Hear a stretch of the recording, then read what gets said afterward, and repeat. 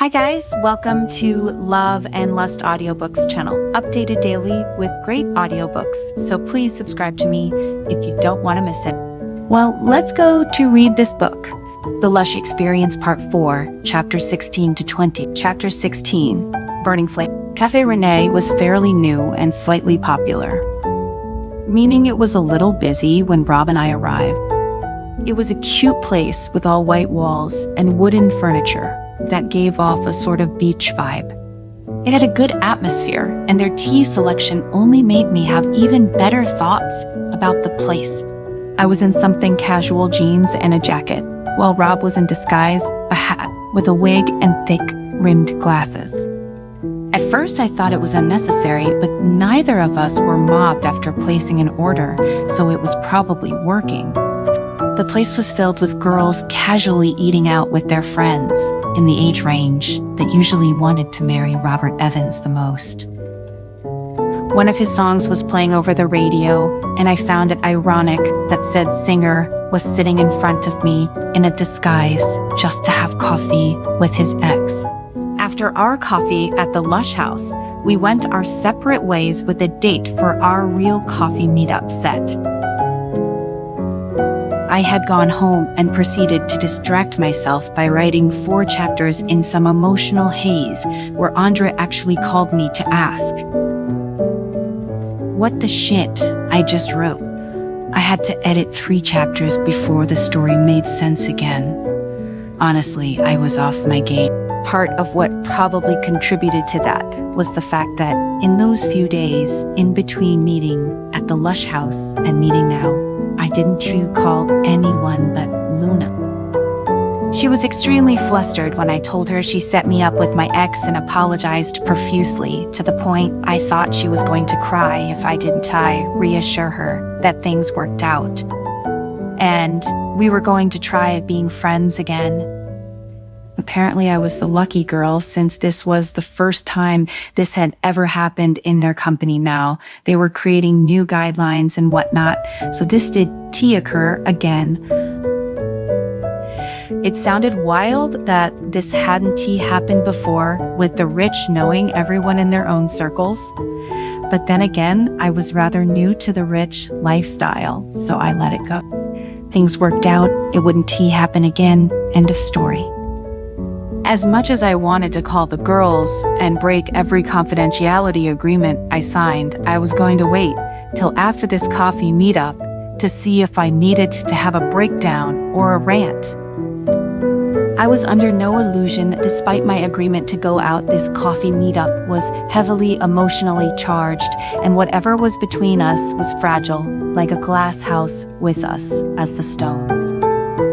Things could go horribly wrong or wonderfully right, whichever it was, I'd find out soon enough.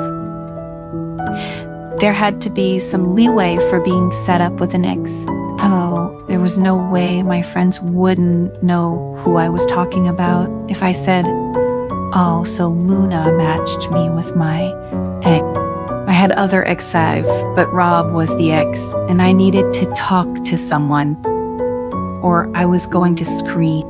Oh well, no backing out now. Maybe I was too committed. If only our relationship troubles were commitment, then everything would. That'd been so much easier. It wasn't, though. We both had our own trays, Rob with an espresso and chocolate gâteau cake, while I had some sort of chiffon cream cake and a cup of Earl Grey. He still liked chocolate. Whenever we went out, if there was a chocolate dessert on the menu, he had to get it. Chocolate Fountain went nuts for it. Hot chocolate basically replaced his coffee during the holiday season. I remember making chocolates for him one Valentine's Day and having a romantic night eating chocolate together and doing, other thing. That was not a memory I should be thinking about right now, and I quickly shoved it away. Coffee with a friend, I reminded myself, this is just coffee with a friend. So how has work been? I read your book, Weathering Storm. It was fantastic. You read it. I couldn't help but ask. Surprised Rob even remember. I'd been between majors, environmental science and creative writing, with only one guaranteeing it would pay well. I was torn between them. before I doubled down on writing. Of course, he stated, "Remember when you DF me read your draft chapters?" I couldn't help but laugh at the memory. "You'd always say they were good." "They were, but it drove you insane," he chuckled.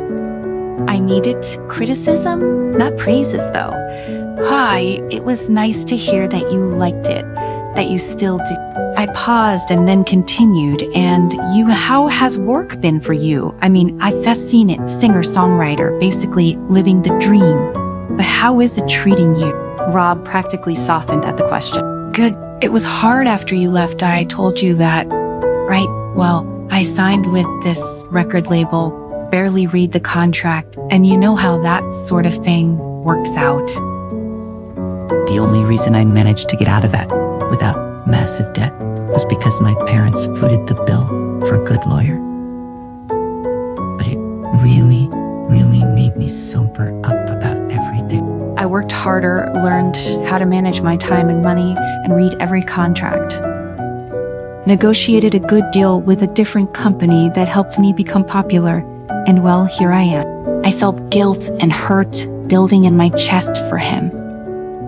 I bit back the urge to reach out to him and instead took a drink. "I'm sorry that happened." He nodded in appreciation. I think it needed to in some awful way. It was a wake-up call that I sorely needed. Enough about that though. What have you been up to these past couple of years besides becoming a best-selling author? Trying to write the sequel, getting chewed out by my editor for taking so long, and finding inspiration in other things, I noted rapidly. Don't try and weasel out of talking though. I want to hear how you've been doing to, He laughed, and for a moment, it felt like old times before everything went sour and we'd drive out to the town over because they had the best apple pie and cookies, and we'd get drinks and do homework and chat.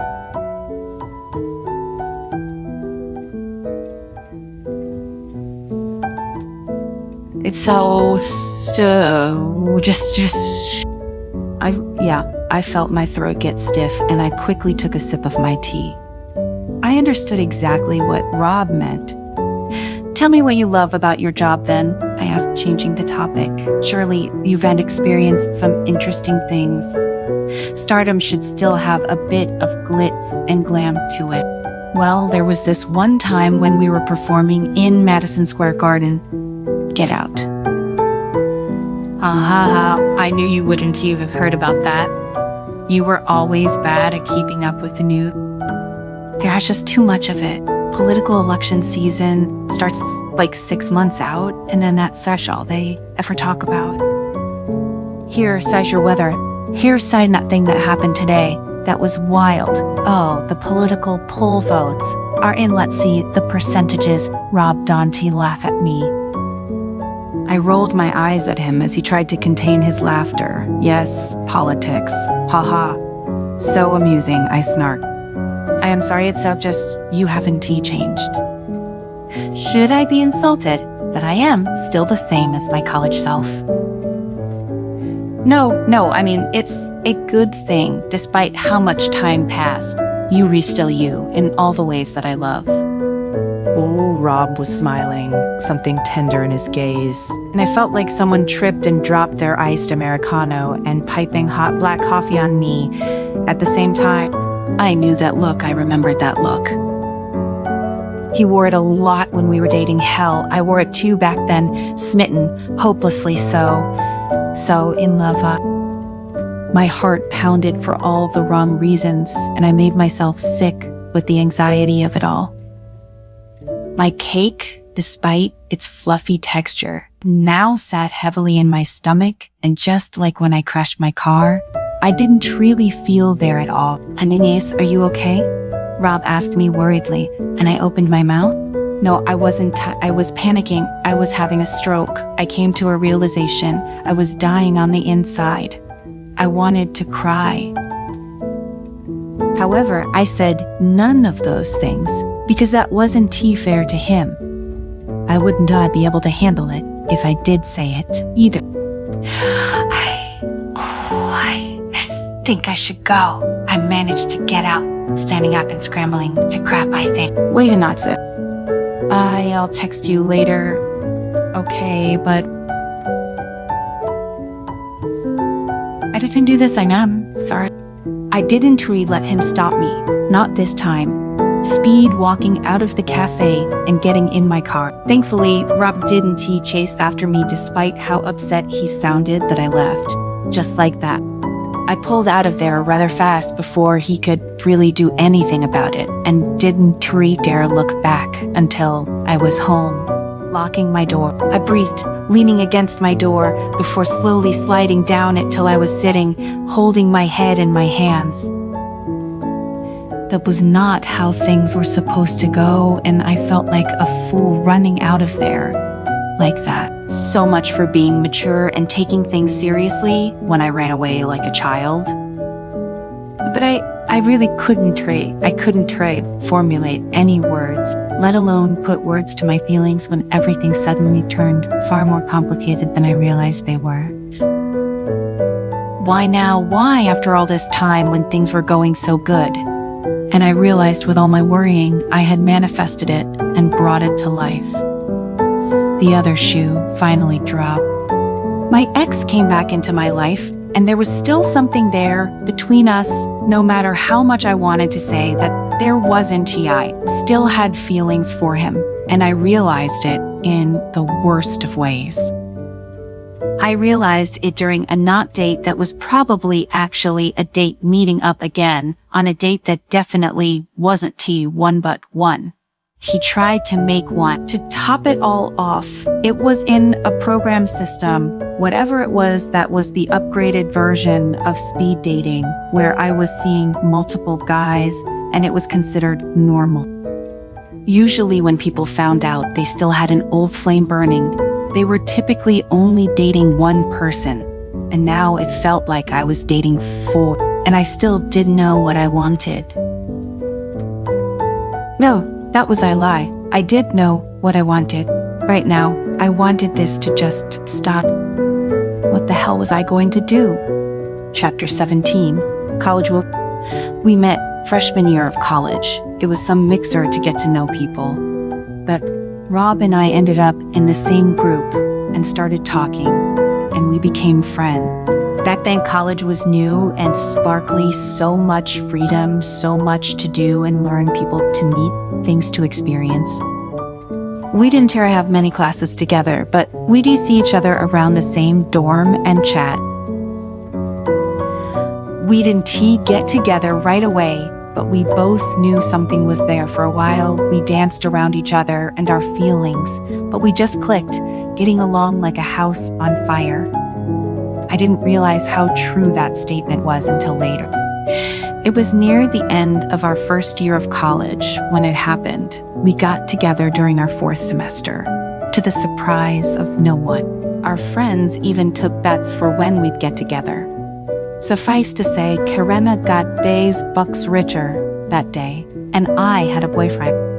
It was new and exciting, especially since we were so serious about each other. We studied together, walked each other to our classes, had dates in the cafeteria, went on dates outside the campus when Rob got his first car, and then he started to do gigs, UEJ'd for different clubs and parties.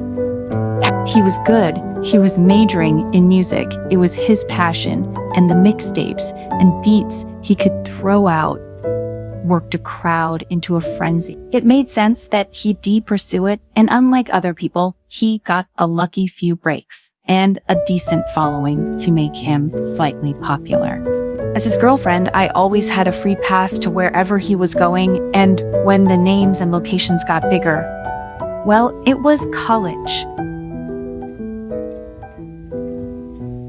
Our friends would come too, and we'd have the time of our lives, party, drinking, dancing, and we'd kiss in the corner of the room on his breaks. We were in love, and I didn't say that lightly. Maybe we didn't know what our future was going to look like when we were reaching for dreams and stars, but we could picture it too.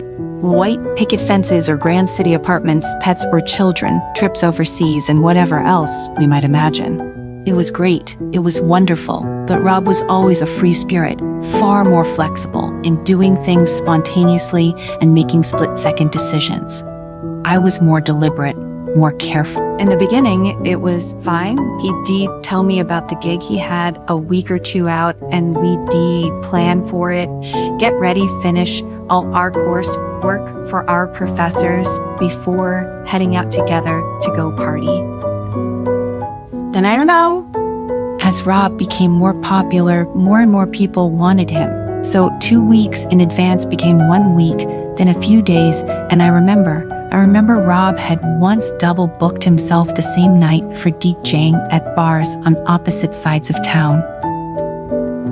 I spent 2 hours negotiating between the two places since canceling wasn't an option, and I told Rob he needed to better manage his time so this didn't happen again.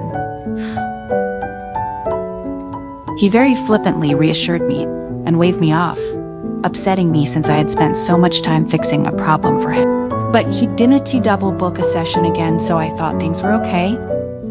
Wrongly thought they were. We'd been dating for almost 2 years by then. We were going to head into junior year, and our majors would be decided. I was struggling to figure out what I wanted while Rob seemed perfectly fine where he was. We had a fight about it. It was stupid back then, but it was the first sign that things were going wrong between us. Rob wanted me to come to this party with him at this club that was known for having celebrities come to it, but I told him I couldn't because I had to select my courses with my student counselor so I could decide my major. He told me I could reschedule, that the classes weren't going anywhere, but it was important to me, and we argued. I had missed out on parties before, so why was this one any different? In the end, I gave in and went, but the allure of parties and alcohol just wasn't really my scene anymore. In the beginning, it was nice, passionate, fun. But as time passed, I just wasn't as crazy about it. In the same way, I had less free time and I couldn't spend it all on partying, so I stopped going to so many of Rob's gigs. He was fine. He had music courses and the occasional core course, all of which were easy for him, unlike mine, where I'd need tutoring for math or had to spend the evening writing for this paper or that story for my workshop. We had another fight when I realized what Rob was getting paid for his work. In all fairness, I probably blew things out of proportion and wasn't nearly as explanatory as I should have been with such a topic, but I was horrified when I saw the number. It wasn't high finances or the stock market, but Rob's earnings were bouncing back and forth like it was. Sometimes he'd get paid lots, thousands, other times it was a couple hundred with some freebies and passes thrown in. If Rob wanted to pursue music, then this wouldn't make him a living, not with how he was currently going. Rob saw nothing wrong with this. He thought it was good so many people wanted him to perform and that he was getting his name out there. And I was happy for him, but I argue the fact that he shouldn't put such a low price on his work. That he needed to have boundaries and prices set up and needed to treat this seriously instead of just agreeing to what his employer of the day decided was fair pay. Otherwise, he'd be cheated out of a lot of money. He waved me off, tried to reassure me everything was fine and that things were working out, but they wouldn't if he continued. So we fought and I left in a huff. After that, our relationship was strained for a little bit until we made up. Rob took time off work to take me on a midnight picnic surrounded by fireflies, and I relaxed thinking things would be better since we made up. For a while they were, and I took on more writing courses, almost positive I'd go towards a creative writing major, while Rob's work took a small break as final season started to roll around. It was during it that everything went to hell. Rob got a big gig all the way in the next state over. The drive would be 5 hours, but he called it his big break. He wanted me to come with him, but to make it in time, we did both have to skip one of our finals. I said no. I didn't feel comfortable with skipping out on a final for a party, and Rob got upset because this was very important to him. I tried to explain that I was happy for him, but I wanted to graduate with good grades and that there were other jobs we could go to together. Just because he felt okay with skipping didn't mean I would. He said that I went to less and less gigs with him and that he missed me. We argued about that too, and it spiraled out to other problems. I never loosened up anymore. He never took anything seriously. I didn't tea party like I used to. He didn't tea listen like he used to. I loved him even when we were screaming at each other, and in that moment, he almost convinced me to give in and go with him to that gig, to toss away my final and my future career for some fun. That sign when I realized that despite how much I loved him, we weren't good for each other. I couldn't try and get him to take things seriously, and I was starting to get stressed from our relationship. We got along like a house on fire. We were passionate in love, and we were burning ourselves to the ground because of it. Everything between us was fast and rapid, and when I was slowing down, Rob just sped up. We couldn't match each other despite how we loved one another, and if we stayed together, I realized we do ruin each other and make ourselves miserable. We weren't really listening in the end. I don't think I was listening too much either to what the other was saying. We did try to fix it because to me, it felt like we had that I tried, and it did teamwork. So despite my feelings during that argument, I told him that I was done and we should break up. Rob didn't take that well, and the World War I of arguments broke out between us. There was screaming, crying, toying. Cry was messy. Things were said that shouldn't have been said, things we never meant either. And by the end, we were no longer a couple, and Rob left before finals for his gig.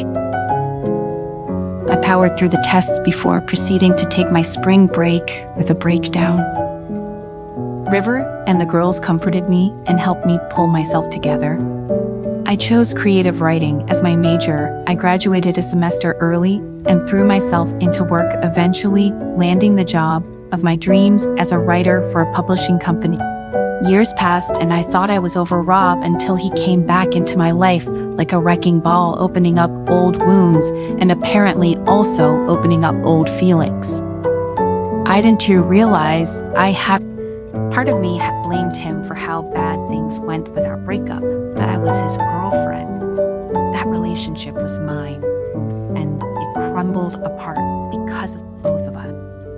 Now here I find out there was still something between us and the 3 other men I was seeing, and I was just supposed to be okay with that and know how to deal with it all. The last time I did this, I was a wreck. I didn't think I could do it again. All that drama, all that emotional pain. How was I supposed to do that again? I told Rob that I text him and that we talk, but I really didn't want to, despite how even after everything, that's all I wanted to do. I wasn't sure what the next step was, so I sat in my room and wallowed, hoping time would provide me with the answer. Chapter 18, Spilling the... You look like shit. Karen stared. Karina, Jessica cried. You can just say that to someone. Jessica looked at her. No offense, Anais. But after you went radio silent, we got a bit worried. And we were obviously right to worry. That was what I was greeted with at 4 p.m. To be fair, I've been given and have given worse greetings than that. I stared at my friends at the entrance to my apartment. I wasn't expecting visitors. Ever since I got coffee with Rob, I had socially checked out for the past couple of days. Partially on purpose, and partially because I just couldn't truly deal with any other social interaction. I didn't reply to any texts or any apps beyond work and Andre. As much as I hated it, I was in the avoidance and denial stage. So instead of facing my feelings, I buried myself in work and worked on worn down stone. The main lead was in their character arc where the past came back to punch them and destroy their progress in healing. And now they were in turmoil while their new friend tried to help them. How writing mirrored life in the oddest of ways, but this was a bit more complicated than writing out a scene where I knew what the characters had to do and why they were feeling the way they were. I didn't even know where to begin, so while work got done, I didn't deal with my emotions. Hence, what was happening now, as my friends came to check on me and I was in pajamas, hair in a loose bun, and probably looking like I had 6 cups of coffee in me. It was actually tea, but I looked like I'd been on nothing but coffee for the past few days, which was probably what they were focusing on. Hi, I greeted them dumbly, and Karina rolled her eyes fondly. Hi to you too, Karina stated. Hi, Anais said with a small smile. Hi, Jessica. It's been a while.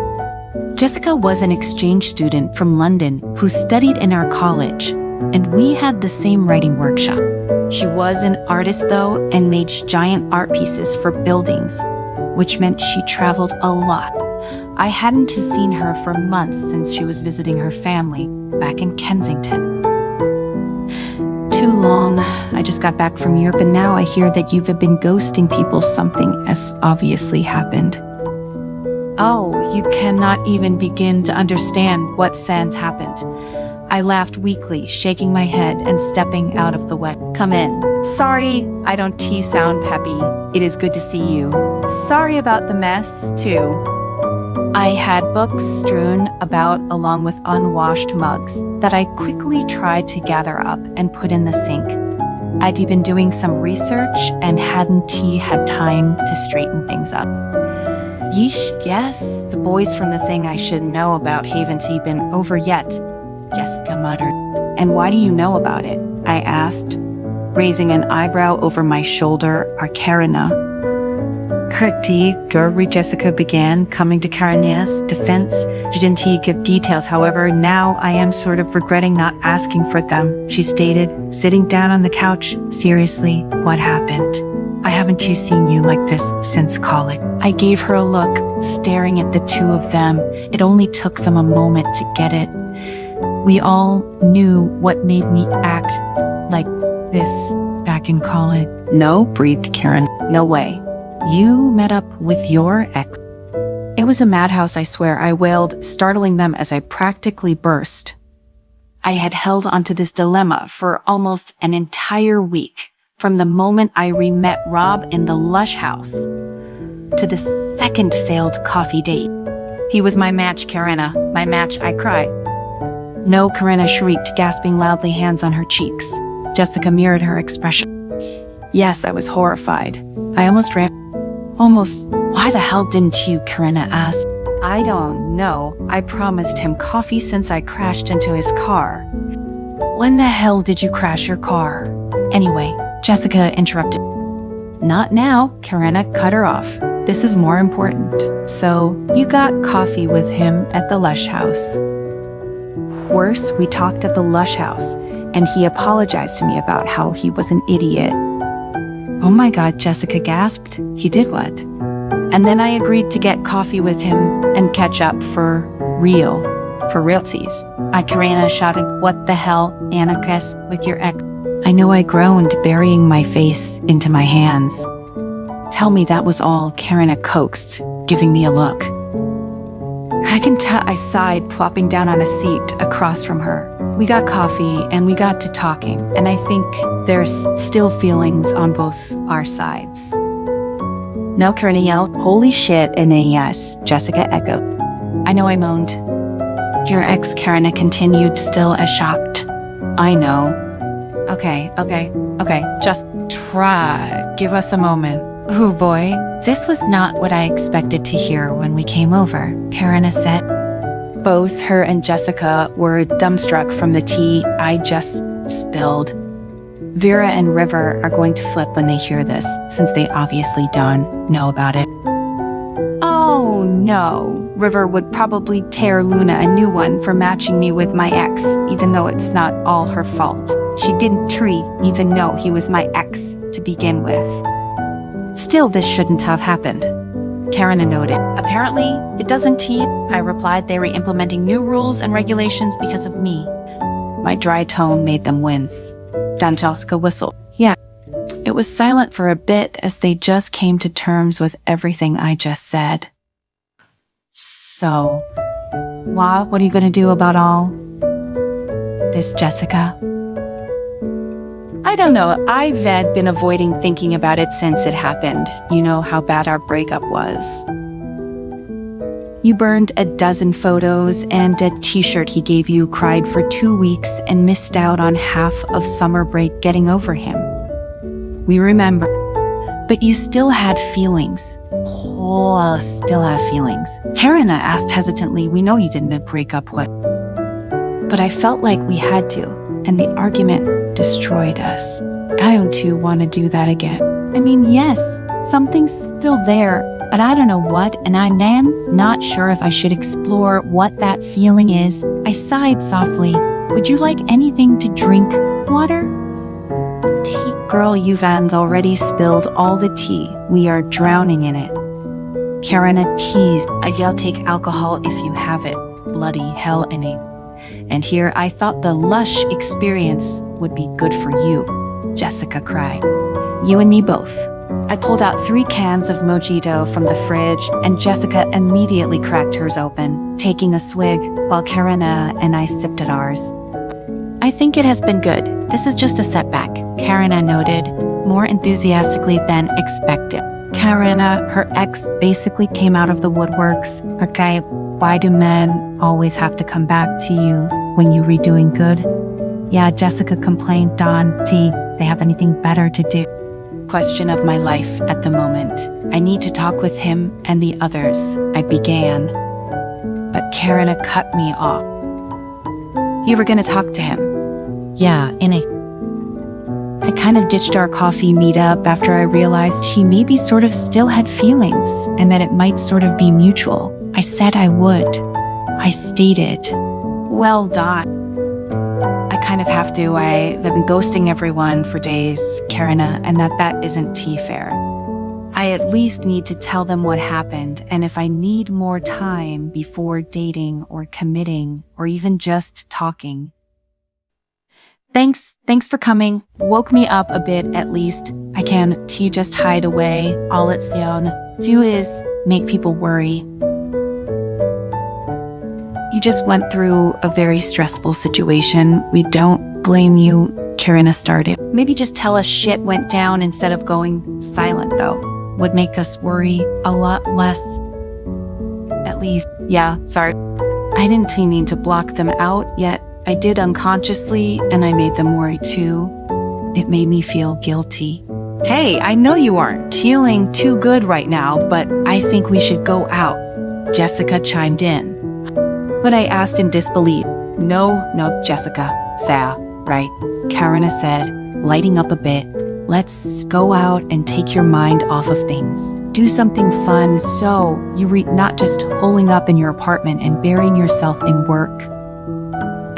Where would we even go? I look terrible, I protested weakly. We've all got time, Jessica said, knocking back her drink. I wasn't getting out of this, but I wasn't fighting too hard on it either. It took half an hour for me to shower and get dressed to look semi-presentable before I was hustled out of my apartment to be taken to a surprise location. That surprise location turned out to be a bar that was doing karaoke night, and with Karina in cat eyeglasses and an ugly sweater, no one was the wiser to who she was. With salty, greasy bar food and a bit of alcohol in our system, we were having fun and cheering or laughing whenever someone was particularly good or purposefully bad. It was fun, and I felt so grateful to have such amazing friends. We even went up and screamed out a few songs ourselves with varying degrees of musical talent. Just like with art, I had very little of it, but whether it was a lack of practice or not, I never put in the effort to discover which. By the time we started to make our way back to my apartment, it was late, and we called a cab. Thanks, guys. I really needed this. I hiccuped, pulling out a tissue and dabbing at my eyes, trying not to cry. It seemed I was emotionally drunk tonight. Of course we love you, Karinakud. Besties for life, Jessica smiled. After a moment, Karina spoke again, this time, more seriously. Do you know what you were going to do? Talk to them, I guess. Figure it out as I go. I shrugged. There really was no good answer to that. You don't have to talk to him. Jessica pointed out with a small hiccup. No, I have to. I said, straightening my spine and taking a breath for both of us. We never really got over what happened or really made peace with our breakup. Maybe it was time to confront it all and everything else, to move on. All right, Karina nodded. We trust you to know what you were doing. And when you don't cheat, you can always come to us. Jessica added, just get ready for us to share a laugh at you afterward. Haha, all right, I wouldn't expect anything less. Besides, with all the drama I am making, it might be a little deserved. I pinched my fingers together, grinning. Way more than a little. Karina smirked. First thing tomorrow morning, I'd address the messages on the Lush app and apologize, and face whatever drama that was going to bring me. But for now, I was at ease, and I was going to enjoy my world before it came crashing down. Chapter 19, next up. I stared at my phone like it was going to come to life and murder me for all of the things in my search history. That felt less scary than what I was actually doing, though. Because you already decided on it. Anais, you gotta go through with this. Because I thought to myself, I steeled my nerves and opened the Lush app, wincing at all the unread messages I had. Everyone had messaged me, everyone, even Luna, who was still apologizing for what happened. She sent along a questionnaire to fill out for people you dated and never wanted to be paired with. People who were taboo, blacklisted, and ones to watch out for. Then she supplied a number form to fill out for an emergency contact for more information. And if something ever happened, they were really trying to go above and beyond with this. It sucked that I was the reason for it, but there was nothing I could do about that. I looked at the hardest messages first. Rob had left about a dozen texts before he left off, at basically promising to stay back and wait till I was ready to talk again. He added that he was sorry he set me off at the cafe since things between us were still so delicate, but that he wanted to see me again on my term. But there he went, being all responsible and understanding, and it left my heart aching. He was still the same Rob I remembered, maybe now just a little more mature. I stared at my phone as I carefully typed out a response that took 30 minutes, but ended up being only 2 sentences long. Thank you. I am sorry for freaking out. I just need a bit of time. I'll tell you when I am ready to meet up again. There was so much more I had to say, so much more that I should say, but not over a text. Not like this. I didn't want us to devolve into a shouting match when I ran. It might have been a cowardly move, but I just couldn't confront everything then and there. Later, I promised myself and Rob I wasn't ready yet, but I would be no avoiding and no denial.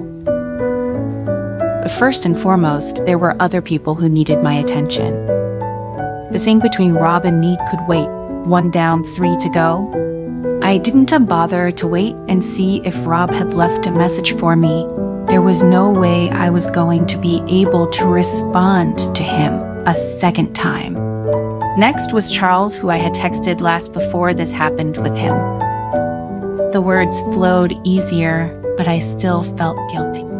I explained what had happened, that I accidentally met up with an ex in real life.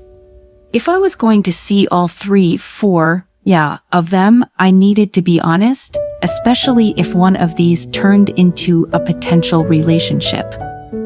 I told Charles that we used to be friends and tried to catch up, but there were a lot of memories and bad blood that neither of us had gotten over. I then added that I was sorry for ghosting him and not responding, and I'd try not to do it again, but it had taken time to sort myself out, and I still wasn't at Orderai. The first thing Charles said to me was, "Thank fuck you aren't dead," in those exact words. Apparently he had messaged Luna since he was worried about me not responding, and while Luna reassured him I was alive, she also made it sound like I was fighting for my life with what happened. To be completely fair, that was basically what had happened, even if fighting for my life was more metaphorical than physical. Either way, I reassured him that I was all right and that I'd try to be better at responding. We chatted a bit, asking about each other and how the other was doing. It soothed something in me that I hadn't ruined everything by being a bad partner, and I wouldn't radio. Silent was a shitty move.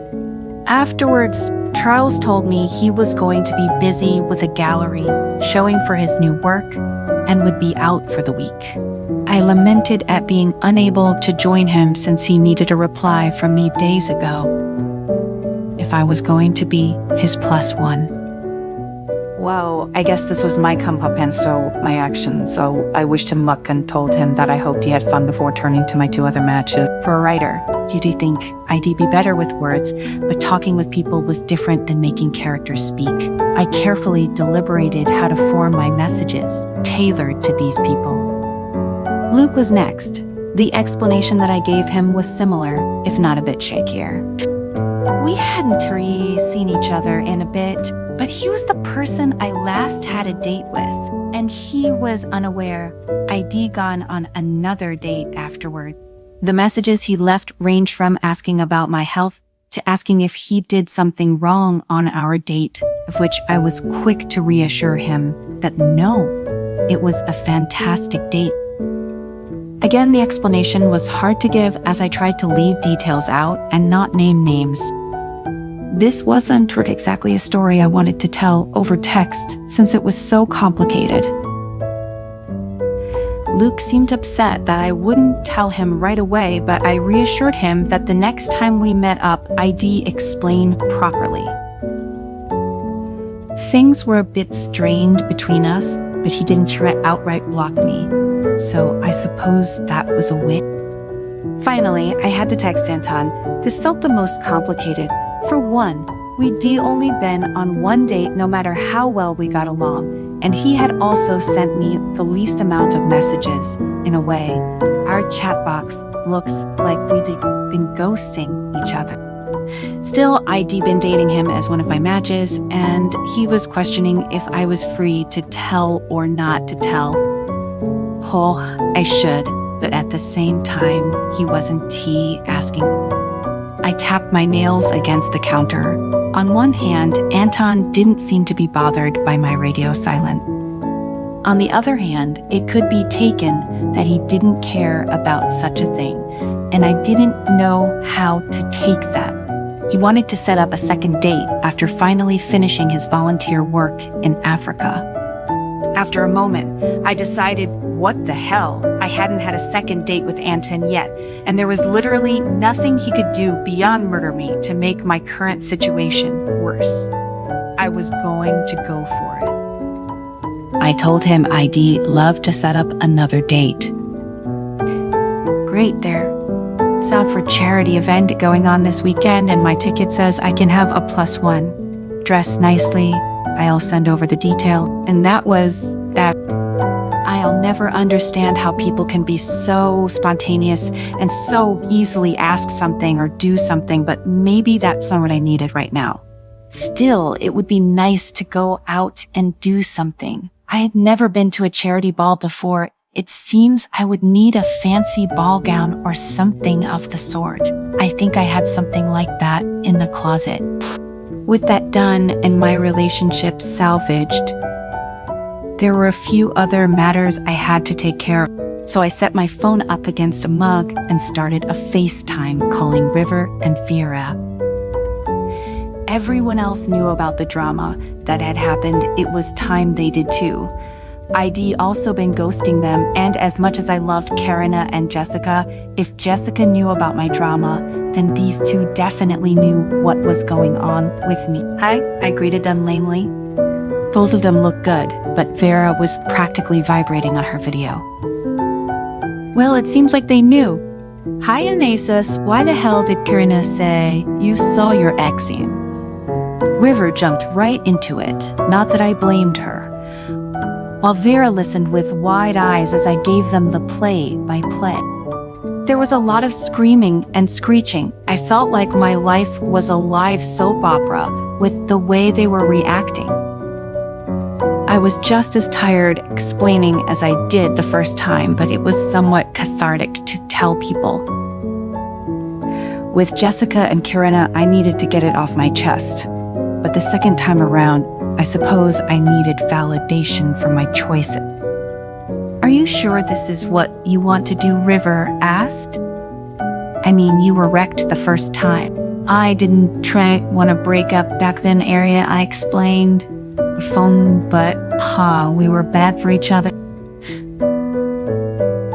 We stopped listening to each other and the places we wanted to be. We weren't going to get there together daily. And I get that. We get that. Anais, you don't have to explain that to us. Vera reassured me. But this is still big, inviting him back into your life. Things could go wrong, even if there's a chance they want. Are you ready for that? I think so. Either way, maybe we can get some closure on that. All right, Daily. River Huff Daily. Call us if you need help with anything, and I mean anything. I wondered why her tone sounded like a promise, both to talk and comfort me, but also hide a body in the woods. I somewhat laughed at the thought. Okay, I said carefully, and she nodded curtly before hanging up. Then it was just Vera and I, and she was just as weirded out. Well beyond River, a slightly scary threat. Promise, are you sure you were good? You had only a few run-ins with Rob, and I've already got you like this. I sighed. I know it was a big time in my life with a lot of mental and emotional trauma, but I kind of want to talk to him and at least try and be friends again.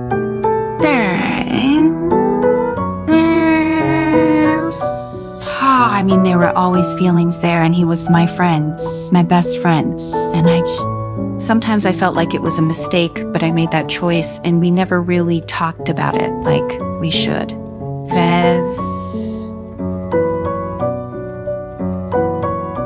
That was my one regret, how we never properly talked about it back then. I should, Vez said. We should take a break, that we needed to discuss our future together, but instead, I said we needed to break up. And by the time I tried to explain, it was already too late. I am not questioning you on your decision, Daily. Vera noted, Daily, I just don't want you getting hurt. I know, but I am kind of dating 4 guys. Someone's gonna get hurt. Here's hoping it's at a few bruises and dings instead of a broken heart. At that, Vera snorted. Yeah, I hear you. Good luck then. And I did. I managed to smile, despite the turmoil inside of me. There was less than before, but it still says there in the background. At the rate I was going to need all the luck I could get. Chapter 20, Glitz and Glamour. I stared at myself in the mirror, physically smoothing out the furrow of my brow, trying to relax my expression. Once that was done, I started to touch up my makeup, gently putting on a bit more eyeliner. The dress I was wearing was an off-the-shoulder black dress with a corset-like top and loose skirt that went down to my black stilettos.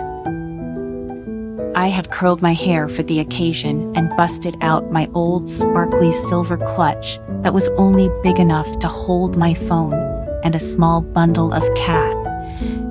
There was a different sort of nervousness and tension in me. Maybe it was because this would be the first time I'd be going out on a date since the coffee thing with Rob. I didn't know Anton as well as I would like either, but hopefully this would help me understand another side to him. Plus, a charity ball would be interesting. Free to have fun at least, that's what I was telling myself. He'd be picking me up at the corner like Luke did, and we'd head to the ball together. Nothing strange, nothing unusual, but for some reason I just couldn't shake the little bit of fear that resided deep inside me. Was it because of what happened with Rob, possibly? Would I let that affect my other relationships? I'd try not to. It would be so much easier if I could just tell Rob to leave me alone, and I hated myself a little for being unable to do that. As I locked up my apartment and headed to our meeting point, I pulled my phone and checked the time, only to see the messages left on it. All of them were from Rob, before I could open them or decide if I wanted to. Anton's car pulled up. I didn't know what kind it was, only that its detailing was custom and probably cost a small fortune to have. I hadn't looked up Anton Julia's family just to be polite, but I was starting to really want to. The window rolled down and there was Anton smiling as he got out, leading me to the other side of the car and opening the door for me. Hello, beautiful. Ready for tonight? I've been looking forward to it. I beamed. I've never been to a charity ball before. The interior was all soft leather and tinted windows. The suit Anton was wearing was a clean cut with and white dress shirt and tie. Simple, but sharp. They get the same after a while, but there's plenty of people to talk to. I am sure you'll find them interesting too. Another thing to look forward to then. I smiled. I supposed Anton would be used to these things, with his family being royal and all. However, mingling would be interesting too. I wondered who'd be at the ball. I felt my nerves building again as we drove off down the highway. It was silent, and I tried to rack my brain for any conversation cues. Then it hit me. Africa. So how was your work in Africa? I asked. I was honestly excited to hear about it. From how he discussed it during our last date, it seemed like it was a dream trip. And just like that, Anton was talking the entire car ride. Just like before, I found him absolutely fascinating. He was passionate about his work and helping where he could, which I admire. The way he spoke made me want to join him and do what he was doing. It left me curious and wanting to know more, and Anton was more than happy to indulge. Time flew by, and suddenly we were already at the location of the charity ball. It was being held in an opera house. The tall ceilings and Corinthian pillars that lined the walls matched the mood and the rest of the gilded decor.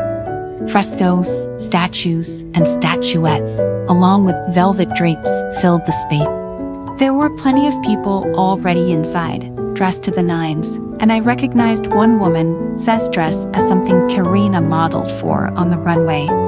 That meant it easily had a 6-digit price tag from the brand alone. I don't think I asked. I murmured softly as Anton led me in on his arm. But what charity is this for? This one should be for stopping world hunger, Anton noted. We have a few organizations here that we donate to. I worked with that one over there a couple years ago when I was in Cambodia. However, he stopped when he saw my worried expression. Are you all right? Just a bit nervous, I admitted. I've never been to something like this before. Don't worry, he said. placing his free hand over the one I had slunk around his arm. Just think of it as one big party. It's not so different. You've been to fancy dinners with your family, haven't you? Treat it like that. I'll try. I nodded it. It's unfortunate. I don't know anyone here. Well, we can fix that. He smiled then. He began pointing out couples and people. That's Mr. and Mrs. Parson, lovely couple. Their work in accessible water for desert countries is fantastic. Olive Wesley over there is a young woman who helps create safe places for women in other countries that left their husbands. Some had big names that even I had heard about, while others were from smaller fortunes or different places, yet they were all here for the same reason, and I felt a great deal of respect for them. Shortly after our arrival, a couple came over. The woman had silk gray hair and a gorgeous beaded dress, while her husband was in a tux with a bow tie. Anton, it's good to see you. We heard you were just in Africa. We didn't know you'd be back so soon. Anton turned his attention to them and grinned. Mr. Parson, Mrs. Parson, it was just a short stint this time. I'll probably take a longer trip down later in the year. Of course, Mrs. Parson stated, and Hui as your friend. This is my companion, and as Anton answered, catching me off guard.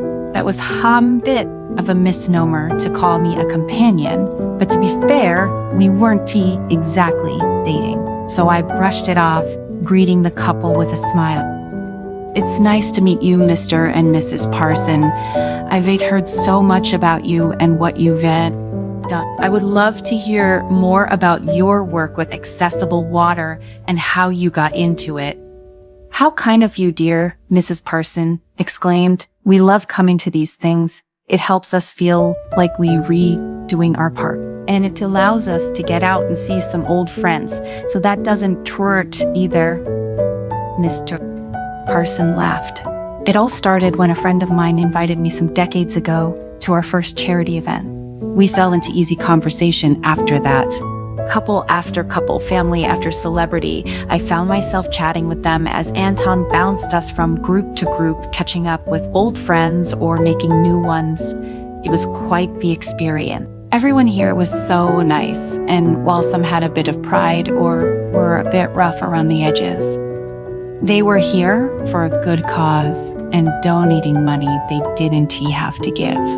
So I found myself happy to chat, but also happy to listen. Something that everyone here had in common was that they loved to talk about what they'd been doing or how much they donated. It was the one time Anton didn't speak much, letting the others talk about themselves in all honesty.